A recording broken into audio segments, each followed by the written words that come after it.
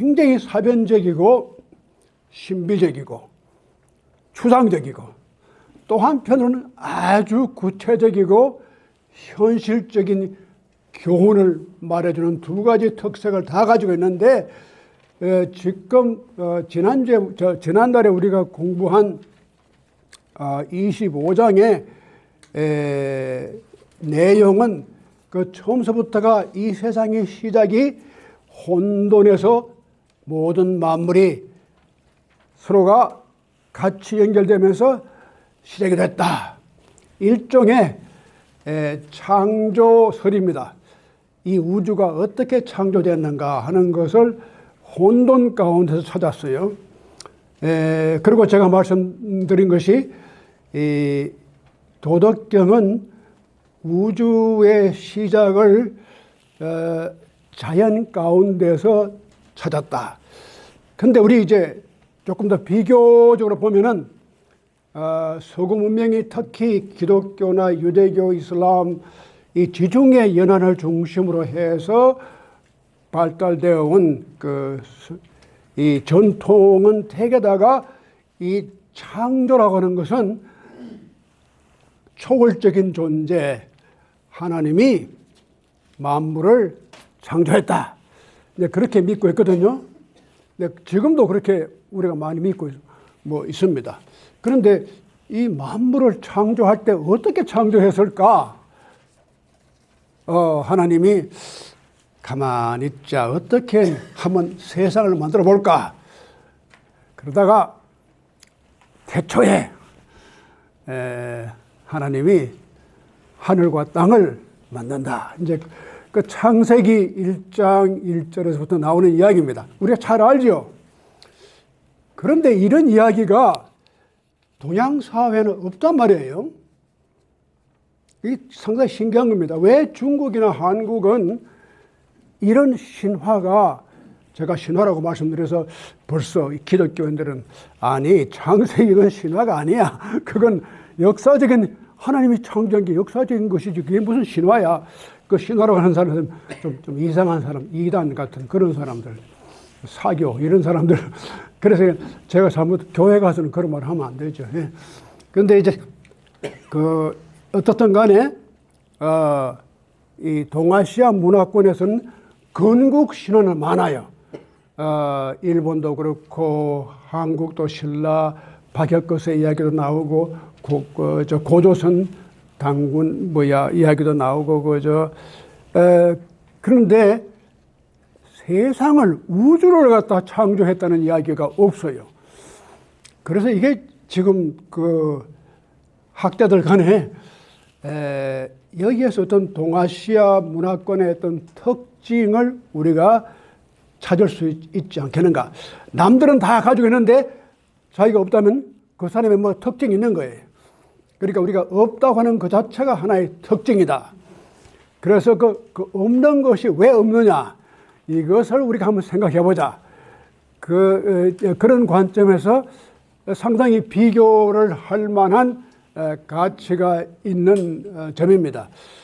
그래서 제가 그걸 좀 오늘 말씀을 좀 그런 말씀 지난번에 말씀을 시작을 제가 해드렸는데 그거 가지고 그냥 그게 좀 제대로 설명도 안 되고 그냥 시작만 어렴풋이 그렇게 했기 때문에 혹시나 오해가 되실지도 모르겠다는 생각이 들어가지고 오늘 좀 제대로 하려면 이게 시간이 많이 걸립니다, 이게. 근데 아주 요약해서 우선 오늘 강의가 26장 할 수 있으면 하고 못하면 못하고 우선 이 말씀부터 제가 좀 들어놓고 시작하는 게 좋겠다. 그래서 창조라고 하는 것, 우주관, 세계관, 여기에 대한 우리 좀 생각을 해봐야겠다. 이 동아시아 특히 도덕경적인 생각은 전혀 초월적인 존재가 없고 이 세상의 어떤 혼돈에서 시작이 된다는 건 이런 이야기가 굉장히 많이 나옵니다. 다른 문화권에서도 많이 나옵니다. 혼돈이라는 게. 혼돈은 게 창조의 근원이 혼돈입니다. 그래서 여기서 잠깐 제가 이게 cosmos and chaos라는 말을 제가 들었는데 이 그 cosmos라는 말이 무슨 말이냐? 이 히람 말의 그 cosmos하고 chaos 이게 반대되는 말입니다. 그런데 우선 그 널리 알려진 대로는 cosmos라는 말은 우주라는 말입니다. The universe, the cosmos 같이 쓰거든요. cosmic 뭐 스케일 뭐 그런 하게 우주적인 뭐 그렇게 하는데 그 cosmos라는 말이 우주라는 말로 많이 쓰여져요. 그런데 그게 우주라는 뜻도 되지만 그 전에 우주라는 뜻 그 전에 더 근본적인 뜻이 하나 있어요. cosmos라는 말이 뭡니까? 케이오스의 반대입니다. 질서란 말이에요. order. cosmos란 말이 order란 말이에요. 질서란 말이에요. 그런데 왜 사람들이 이 cosmos를 특히 히랍 전통에서 그걸 왜 우주로 표현했을까?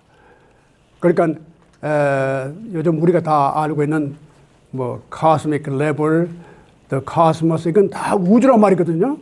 근데 왜 우주를 쓸 때 cosmos라는 말을 왜 썼을까? 근데 원래 오리지널 미닝이 cosmos가 order, 질서란 말이에요. 그 말은 이 우주는 근본적으로 질서가 있어야 된다는 겁니다. 질서가 없으면 우주가 안 돼요.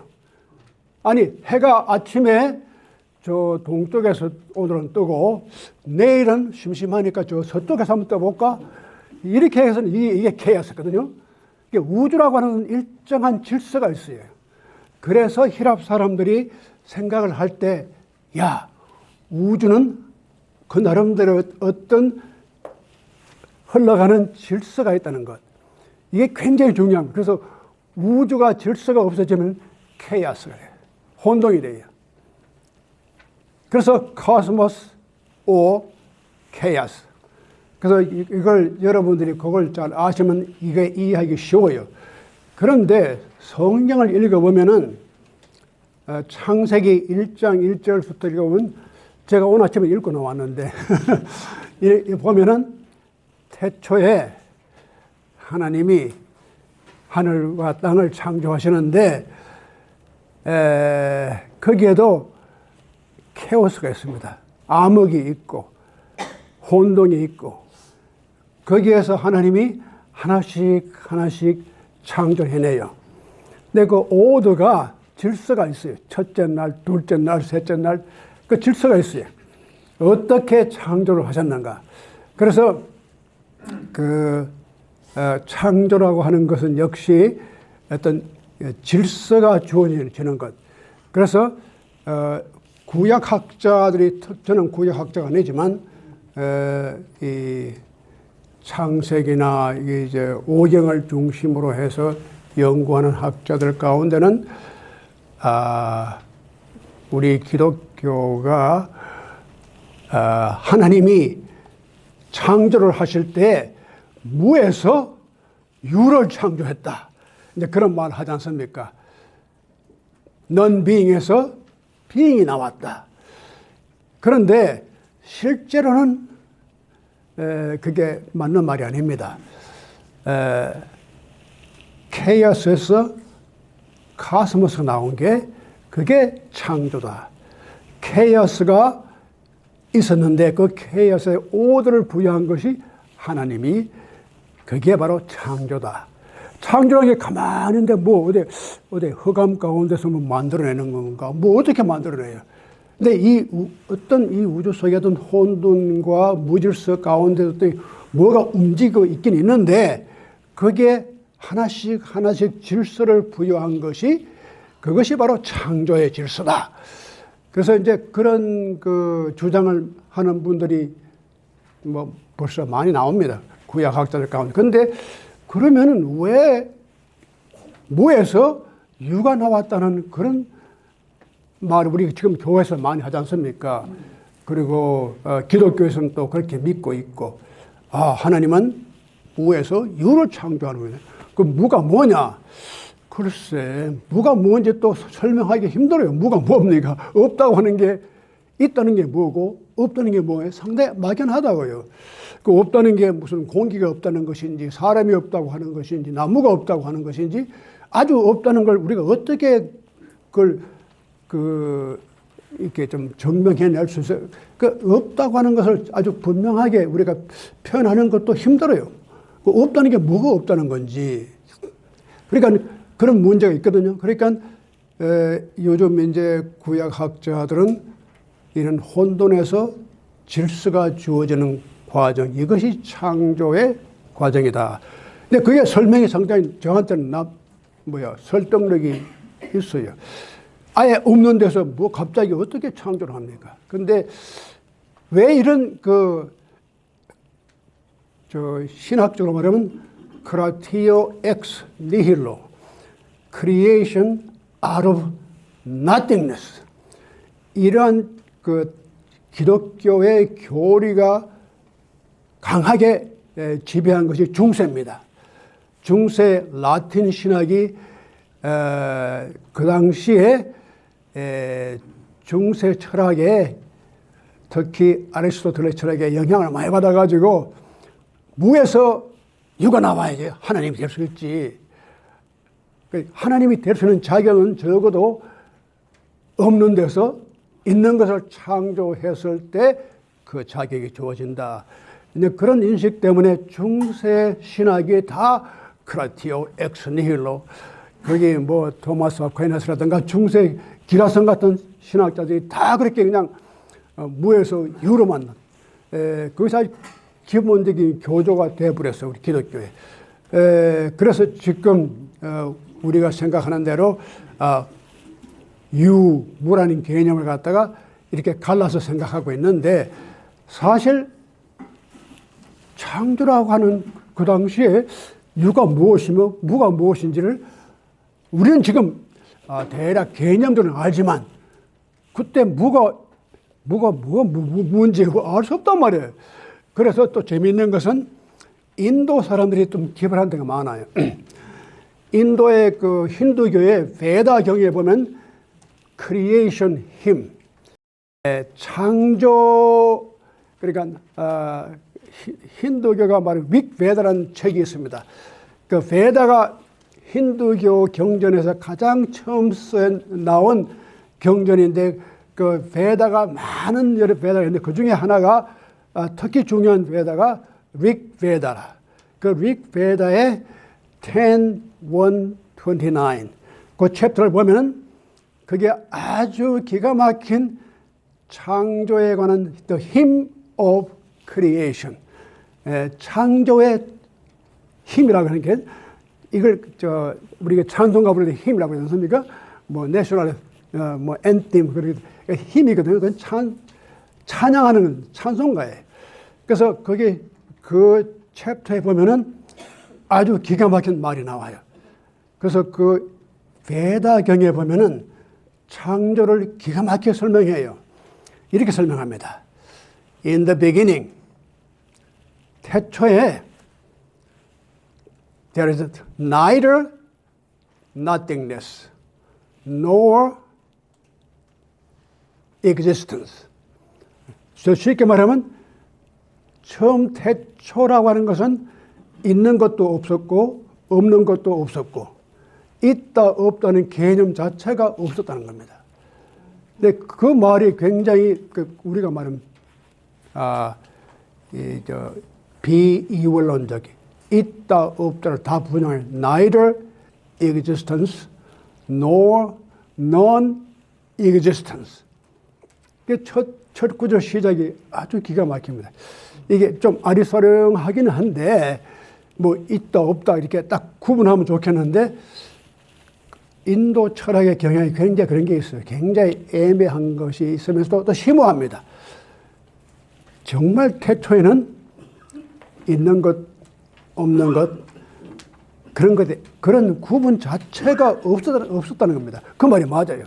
있고 없고는 이미 창조가 끝난 다음에 창조 이후에 다 우리가 그 개념이 생긴 것이지 창조 이전에는 있고 없고는 개념 자체가 없는 거예요. Neither non-existence nor existence. 그래서 우리가 보면 있다 없다를 가지고 창조를 설명한다는 게 굉장히 애매하다. 차라리 이 혼돈 가운데 질서가 주어지는 건 이게 창조다. 그렇게 이제 우리가 해석할 수 있죠. 그러니까 혹시 이제 교회 나가신 여러분들이 창세기를 읽으실 때에 이 창세기가 어떤 하나의 설화, 내러티브, 어떤 이야기체로 이렇게 구성이 되어 있는데 이걸 역사적인 사실로 믿는 분들도 있습니다. 그런데 뭐 저는 그런 분들을 그대로 믿는 것도 좋습니다. 그리고 또 어떤 분은 이건 하나의 상징적인 체계로서 하나님의 창조의 능력을 어떻게 해서 혼돈이 질서로 변하는지를 갖다가 설명해 주는 거다. 또 그렇게 믿어도 좋습니다. 그러니까 우리가 신화라고 하는 것, 설화라고 하는 것을 조금 다시 이해할 때가 왔어요. 그러니까 이제 우리가 상식적으로는 신화, 뭐 설화 이런 건 다 거짓말이고 사실, fact, myths or fact. 그래서 항상 myth라는 말을 우리가 진실성이 없는 것, 진리가 없는 것, 실제로 존재하지 않는 것, 허구적인 것, myth. fact는 그렇지. 그건 실제로 존재하는 것. 그건 실제로 우리가 검증할 수 있는 것. 진리. 이제 그렇게 구분하잖아요. 근데 그런 식의 구분은 굉장히 평면적인 생각입니다. 일반적인 생각이죠. myth and fact. myth and fact. myth는 엉터리고 fact가 진실이다. 그런 의미에서 myth가 아닙니다. 제가 말씀드리는 신화라고 하는 것은 그런 의미에서 그냥 누가 그냥 이렇게 저렇게 해서 거짓말을 만들어가지고 낸 게 이게 미스다. 그런 뜻은 전혀 아닙니다. 왜 우리에게 미스가 필요한지, 왜 미스라는 것이 인류 역사에 그렇게 중대한 역할을 했는 건지, 그걸 오늘 조금 살펴보고 지나가려고 합니다. 이제 예를 들어서 이런 중국 사람들이 창조 신화가 없다는 그런 강의를 제가 종종 하거든요. 학교에서도. 근데 한 번은 어떤 미국 여학생이 질문을 해요. 아니, 중국에도 창조 신화가 있습니다. 그 똑똑한 여학생이야. 그래서 그 말이 맞아요. 실제로 방구라는 우리말에 반고라는 그런 신화가 있어요. 그래서 이 방구란 것이 아주 초창기에 나가지고 알에서 나와가지고 그 알이 이제 갈라집니다. 그래서 그 안에서 방구가 나오는데 이 윗부분은 하늘이 되고 아랫부분은 땅이 돼요. 근데 그 이야기가 중국에서 신화에 있는 건데 그 방구 또 신화를 잘 이해하면 옛날 우리나라 박역거스에 비슷하게 알에서 나오는 그런 신화예요. 근데 이건 박역거스는 우리나라하고 태초에 그냥 뭔가 우리 조상으로 나오는 것이지 천지 만물을 창조했거나 그건 없어요. 그런데 이 방구는 거기에서부터 알에서 나와가지고 그것이 다 이제 하늘과 땅이 붙어 있었는데 이 사람이 점점 크면서 이걸 올리고 하니까 자꾸 올라가니까 몇만 년 지나니까 하늘이 저렇게 높아진 거예요. 그래서 다시는 이게 붙을 수가 없어, 이제는. 근데 그렇게 이제 재미있는 신화가 나오는데, 그래서 그 여학생이 아주 스마트한 여학생이에요. 그래서 네 말이 맞는데, 왜 내가 중국 사람들에게 우리 서양에서 말하는 기독교나 유대교가 말하는 창조 신화 같은 것이 없다고 얘기했느냐 하면 두 가지 이유가 있다. 첫째는 이 방구란 신화가 많은 사람들이 몰라요. 우리도 모르고 있었고, 모르고 역사책에 좀 사마천이라든가 이런 그 중국의 유명한 역사책에 조금씩 나오다 사라지고 말아요. 그리고 일반 중국 사람들이 뭐 그렇게 그 방구 뭐 무슨 그런 거 우리도 잘 모르고 그게 그렇게 뭐 그런 얘기 있었는가 보다 그냥 그러고 지나가고 말아요. 그래서 이게 왜 이렇게 됐을까?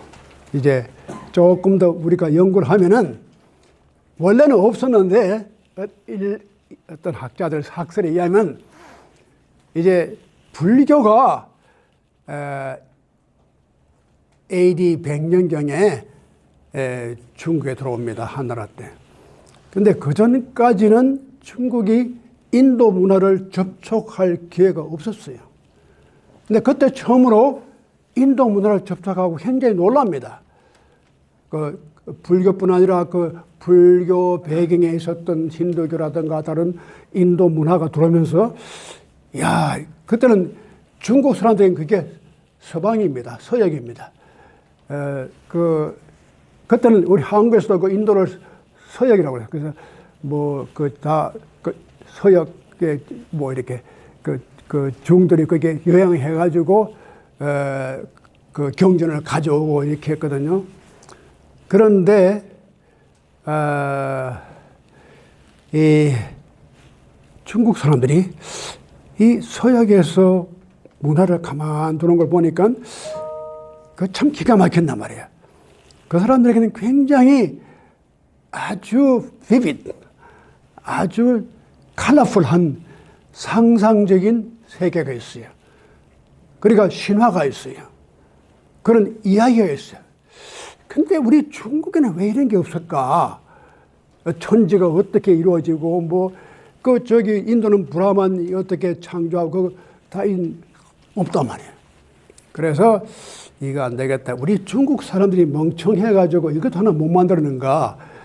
우리 중국 사람도 굉장히 그 상상력이 발달한 사람들인데. 근데 중국 사람들은 그 대신에 뭐가 있었죠? 이 중국 사람들이 천지를 설명할 때 가장 잘 써먹는 게 뭡니까? 이 세계가 뭘로 이루어졌느냐? 음양오행.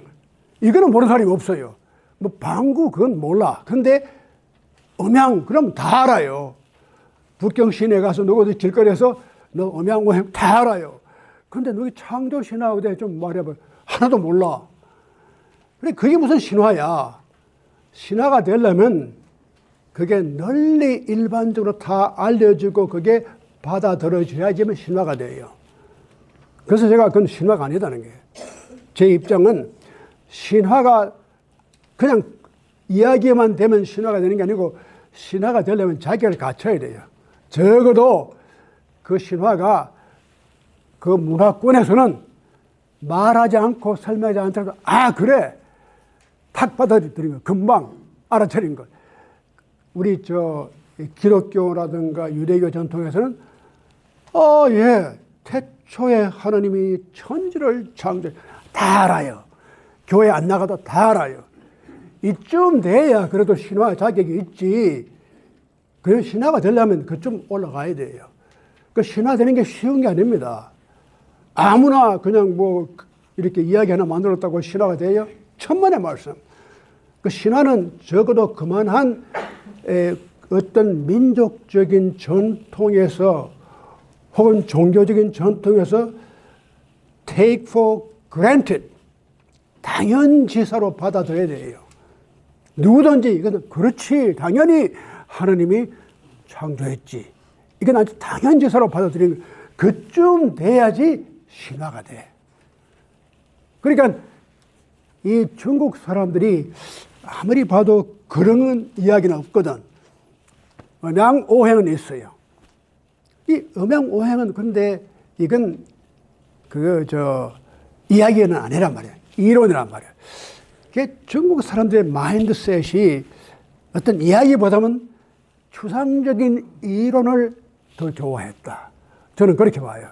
그래서 아주 초창기부터 중국 역사는 음양오행 이런 거 아주 추상적인 그런 이론이 나왔어요.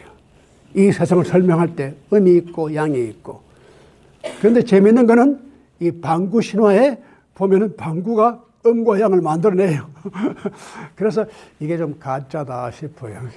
그 신화가 진짜 신화가 되면 그래 안 되거든. 근데 아닌 게 아니라 학자들이 그래요. 이 방구 신화가 아마도 중국 사람들이 야, 우리는 왜 이렇게 좀 찬란한 아름다운 내러티브가 없을까 생각도 못 해가지고 우리 중국 사람도 그런 게 하나 있다는 거 만들어내자. 그래서 이 열등의식이 좀 있어가지고 야, 그 서양 뭐 서역 인도만 아니라 우리 대중국에도 뭐가 있었다. 그래서 아마 역사가들이 이걸 fabricate 이걸 일부러 살짝 만들어가지고 역사책에 집어넣었다. 근데 그런 학설도 많이 있는데 그것도 좀 가능성이 있습니다. 왜냐하면 그 방구 소리가 그 후로 역사책에나 나오지 전혀 없어요. 근데 음과 양과 오행은 지금도 우리가 뭐 약을 뭐 한약을 하거나 음식을 하거나 지금도 아주 그 지배적인 이론이란 말이죠. 그게 과학적인 아니든 간에 우리 그 동아시아 가치관을 결정하는데 아주 결정적인 역할을 한 것이 음양오행입니다. 특히 The Book of Changes, 그러니까 역경 주역에서 나오는 이게 참 재밌습니다. 주역에 음양이 나오고 그 다음에 사상이 나오고 팔계가 나오고 굉장히 이 중국 사람들도 굉장히 머리가 좋아요. 그래서 64개가 나옵니다. 이 세상 모든 만물을 설명하는데 64 hexagrams. 이것이 아직, 근데 이것을 우리가 볼 때, 아이고, 뭐 이 세상 만물에 어떻게 64개 그거 가지고 설명할 수 있겠느냐. 그게 아니에요. 64개가 한 괴가 무진장 많은 변화를 하게 돼요. 그러니까 이게 64개가 이 우주를 다 설명할 수 있는 거예요. 그만큼. 근데 우리 몸에, 제가 의사도 아니고 뭐 생물학 좋아하는데 누가 그래, 그 우리 DNA도 그 기본을 찾아 들어가면 64개인가 나오는 뭐 그런 게 있다고 그래요. 하여튼 그만큼 이 동아시아 사람들이 이론적인 것에 굉장히 그 이제 우주를 갖다가 좀 더 체계적으로 추상적이지만 이론화시켰다는 건 참 놀라운 거죠. 그런데 그것이 우리에게는 완전히 신화가 되어버렸어요. 음과 뭐 음양오행이 우리의 신화거든요. 그러니까 신화라면 그런 거예요. 어떤 민족이나 문화 집단이 어떤 것을 자기도 모르게 이미 그 속에서 자라면서 그것이 당연지사로 받아들이면 그게 바로 신화예요. 그 신화가 되려면 그만한 자격이 있어야 돼요. 그러니까 우리가 흔히 생각할 때 기독교인들이 창세기 신화라면 아이고 그 신화 그거 뭐 아주 엉터리고 가짜 이야기 이렇게 생각해. 천만에 그 신화가 되기 위해서 얼마나 많은 수세기를 그 유대 기독교 전통 가운데서 이 창세기가 얼마나 큰 역할을 해왔습니까? 그게 뭐 역사적으로 됐다는 것은 그게 문제가 아니에요. 그 이야기가 준 영향은 기가 막혀요. 그러니까 신화예요. 그래서 우리가 그런 의미에서 신화란 말을 좀 제대로 이해를 해야지 이제까지 그냥 뭐 교회 가서 그 창세기 신화 그러면 난리가 나잖아요. 그래 난리 필요도 하나도 없어요. 그 신화가 얼마나 중요한데. 그 신화에 힘이 있어요. 조셉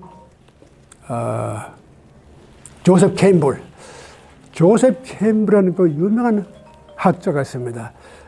이분 돌아가셨지만 1980년대 돌아갔는데 근데 그분이 쓴 책 가운데 아주 기가 막히게 하는데 The Power of Myth, 신화의 힘이라는 겁니다. 놀라운 거죠. 그 신화가 가지는 힘이란 게 그렇게 무서워요. 이게. 지금 보세요. 창세기 이야기가 서양 무명권을 지배해왔단 말이에요. 윤리라든가 교육이라든가 사상이라든가 모든 면에서 토마스 제퍼슨도 실제로는 성경을 글자 그대로 믿지 않았어요. 토마스 제퍼슨이 따로 성경을 따라 만들어서 자기가 믿고 싶은 것만 골라가지고 쓴 그런, 제퍼슨이 재미있는 사람이에요. 근데 토마스 제퍼슨이 그 계몽 사상을 영향을 많이 받았어요. 근데 제퍼슨뿐만 아니라 미국을 창건한 The Founding Fathers, 이분들이 거의 다 가장 깊이 영향을 받은 것이 바로 그 서구의 계몽주의 사상입니다. 미국의 그 파운딩 파더가 다 그 영향 안 받은 사람이 한 사람도 없어요. 근데 제퍼슨이 그러니까 인권의 문제라든가, 그러니까 여기 제퍼슨 메모리얼 가시면 inalienable right, everybody, 인간은 누구나가 inalienable right, 누구도 뺏어갈 수 없는 인권이 있어요. 이것은 하나님이 준 것이다. 제퍼슨이 그렇게 얘기하거든요. 하나님이 우리에게 준, 그 얼마나 글자 그대로 믿지는 않았지만 그 정신은 그대로 살아있는 거예요. 그러니까 우리가 흔히 성서에 나오는 이야기가 조금 창조, 설화, 신화란 말만 들어가면 야단치는데 그렇게 하지 말고 그 신화가 됐다는 그 자체가 굉장히 자부심을, 그 놀라운 거고 그에 대한 자부심을 가져야 돼요. 야, 우리에게도 그런 신화가 있었다. 근데 이 중국 사람들이 하도 그게 없으니까 심지어 만들어내잖아요. 없는 걸 갖다가. 그만큼 이게 그래서 그 조셉 케임블이 The Power of Myth, 신화가 가지고 있는 힘이란 거예요. 그래서 이제 좀 여러분들이 신화에 대한 이 편견을 조금, 우리 기독교인들 특히 신화란 말만 하면 난리가 나가지고 저보고 이단이 되고 사단이 되고 그런. 근데 조금 이제 그런 걸 우리가 이제 빠져나와서 새롭게 그 신화의 놀라운 그 힘을 우리가 찾을 때가 됐거든요. 근데 이게 또 한 가지 말씀을, cosmogony versus cosmology. 제가 전번에 잠깐 말씀드리다가 그냥 지나고 말았는데, 이 쉽게 말하면 cosmogony는 신화예요. 우주가 발생하는 과정을 이야기체로다가 말해주는 거예요. 그게 가장 좋은 예가 우리가 잘 알고 있는 창세기 이야기죠. 이제는 제가 창세기 신화로 말해도 오해 안 하시겠죠? 이제 그쯤 돼서만 다 이해를 하죠. 창세기 신화가 가장 좋은 얘기입니다. 코스모전이 우주 발생이 어떻게 됐는지를 하나의 이야기체로 설명하는 문명권입니다.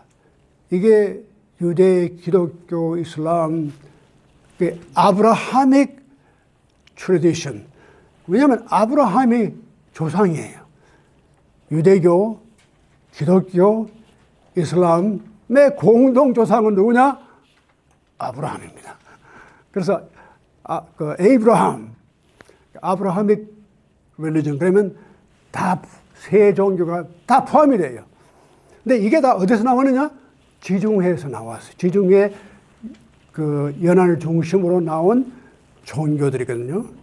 지중해 연안의 사상이 서구를 지배해왔고, 대서양을 중심으로 해서 지금은 미국까지 이렇게 지배해왔거든요. 그래서 이 문화권, 이 문명권에서는 코스모전이 우주가 발생하는 과정을 이야기처럼 설명한 거예요. 물론 이것이 지금 우리가 말하는 과학적인 설명은 아니지만, 이제 지금 심지어 그냥 빅뱅 티오리도 나오고, 요즘 물리학자들이나 우주 과학자들이 더 과학적인 설명이 많이 나오지만, 그럼에도 불구하고 절대로 서구 문화권이 이 이야기를 버리지 않습니다.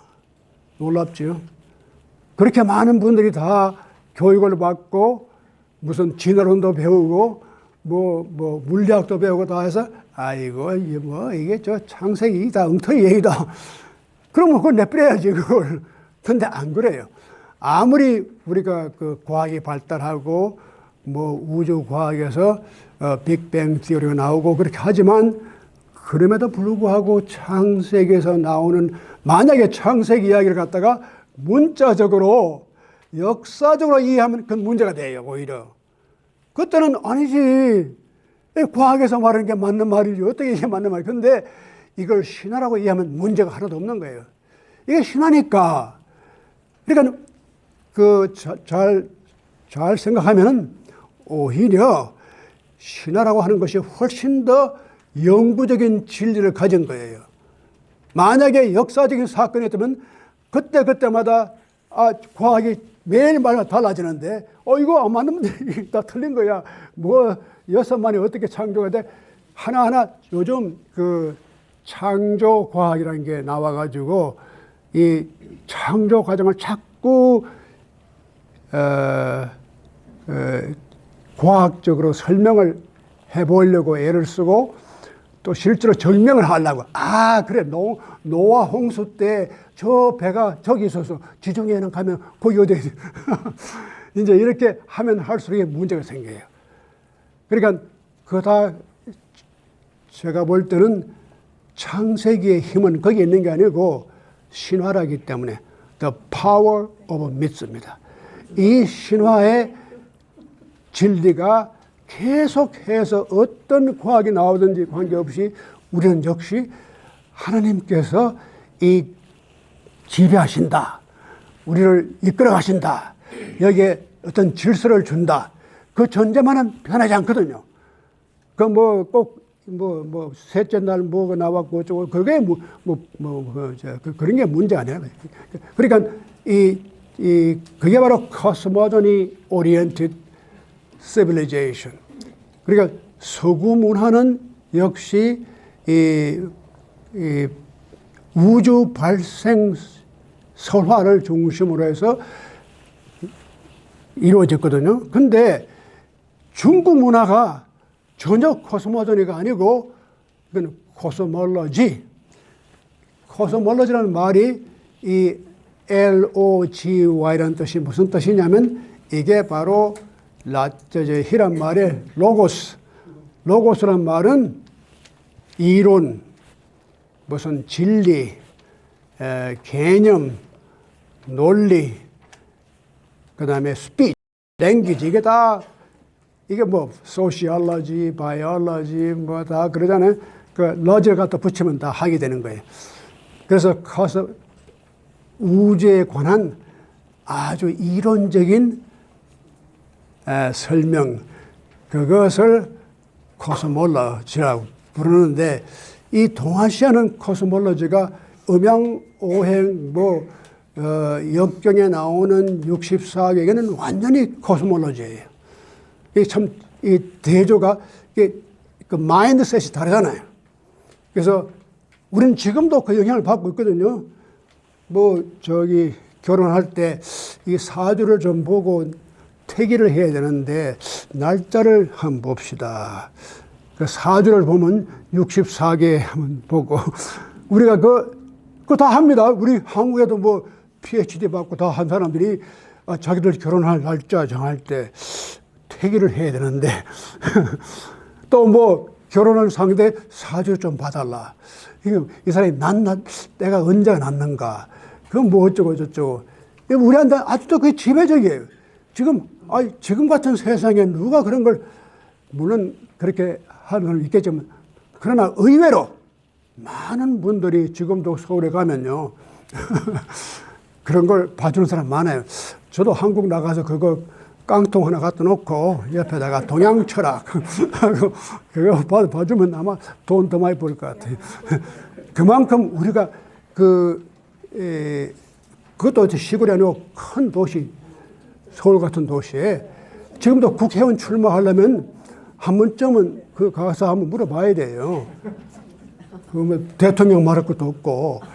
그러니까 그만큼 제가 말씀드린 것은 우리가 그만큼 거기에 대한 지배를 아직도 받고 있다는 거예요. 그게 the power of myth. 우리에게는 그게 신화가 된 거예요. 주역이라든가 뭐 이런 것이 이론적이지만 실제로 그 펑션, 그 기능에 있어서는 신화와 똑같은 역할을 해요. 그래서 제가 항상 학교에 나가서 이제 주장하는 것이 동아시아의 그 신화는 우리가 저 서구 문명권에서 창세기에 나오는 신화와 버금가는 신화가 있는데 그건 엄양오행이다. 그러니까 신화는 아니지, 그 글자 그대로 이야기는 아니지만 그 펑션, 기능에 있어서는 똑같은 기능을 해요. 그래서 이것이 우리 마인드세트가 다른 거다. 그래서 이런 걸 우리가 하나는 코스모더니 또 하나는 코스몰로지, 이런 형태로 우리가 분리를 해서 한번 보면은 이해하고, 더더구나 이제 신화란 말을 좀 더 확대적으로 해석하면은 이미 음양오행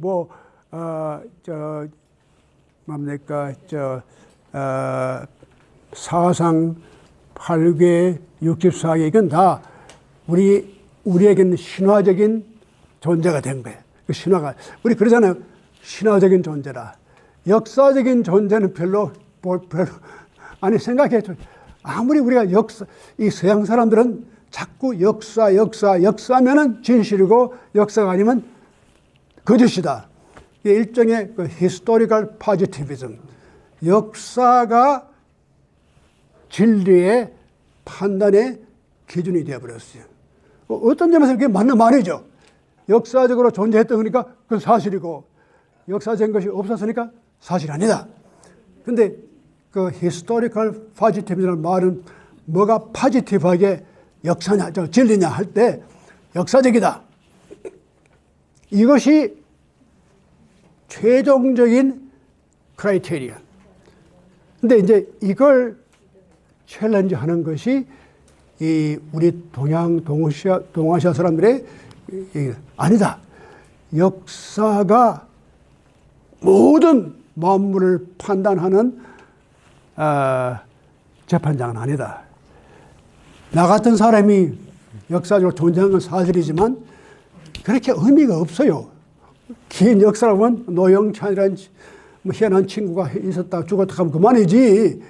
아무리 역사적이라도 그것이 무슨 의미가 있어요.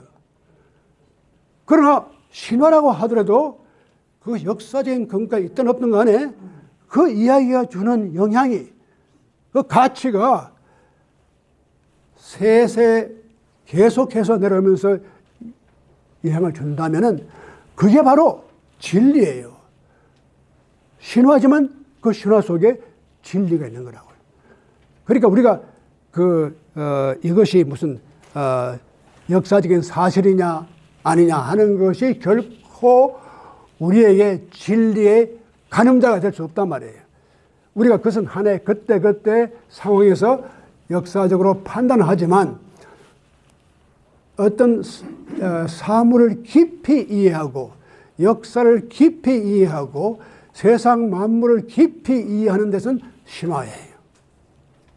어떤 신화적인 요소를 가질 때 신화적인 존재가 되는 거예요. 내 같은 사람이 이제 신화적인 존재가 되면 그때는 이제 진짜 출세하는 거죠. 그러니까 신화적인 존재가 됐을 때는 이미 역사성을 떠나는 거예요. 시작은 역사에서 했더라도 그 주는 가치, 의미, 그리고 이 신화가 상징적입니다. 우리가 상징이라는 말을 또 깊이 이해해야 돼요. 오늘 이 할 말이 너무 많지만 제가 곧 끝내겠습니다. 이 상징이라는 걸 우리는 잘못 이해하고 있어요. 그 상징적인 것이지 그 실제는 아니야. 항상 상징을 우리가 이렇게 좀 낮춰봅니다. 그런데 아닙니다. 상징이 되려면은 아무나 되는 게 아닙니다. 상징이. 적어도 상징쯤이 되면은 놀라운 거지요.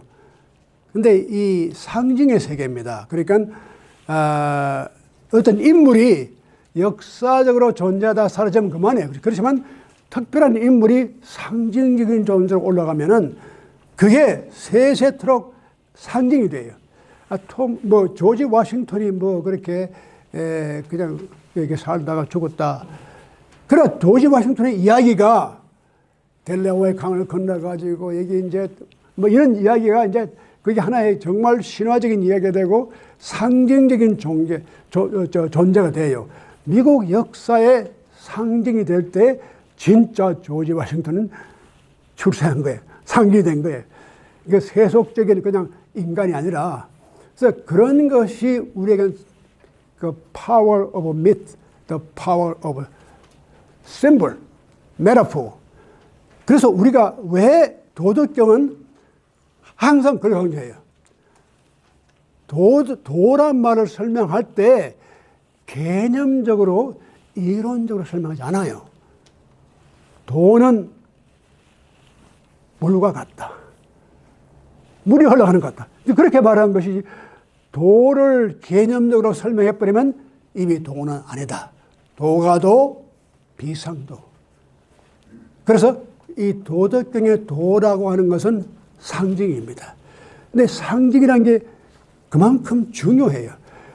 보통 개념적으로 우리가 설명할 수 없을 때 상징을 불러와요. 우리 개념적으로 설명할 수 있는 것은 상징이 필요 없어요.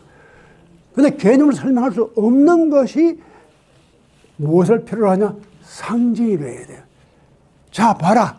상징은 설명할 필요 없어. 딱 보면 알아요. 미국 국기가 미국의 상징입니다. 설명할 필요 없어요. 성경을 보면 벌써 내 마음 가운데 들어오는 게 있어요. 그게 바로 상징의 힘이에요. 우리가 도라고 하는 것이 바로 그런 거예요. 이제 도덕경을 우리가 맨날 공부하면서 도가 뭔지 모르잖아요. 쉽게 말하면 노자는 도라고 하는 것은 메타포, 하나의 그다음에 심볼. 그래, 이 메타포나 심볼의 세계를 우리한테 보여주는 것이 도덕경입니다. 그래서 이걸 개념적으로 이론적으로 설명을 그거 다 쓸데없는 거예요. 다.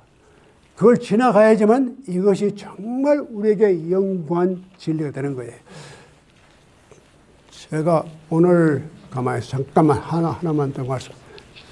그 다음에 제일 중요한 것이 이게 한 가지만 제가 여기에 아주 중요한 말을 제가 끝에 넣었는데 mythos versus logos. mythos란 말은 myth란 말이고 이게 다 히라 말에서 나온 겁니다. logos란 말은 다 알죠.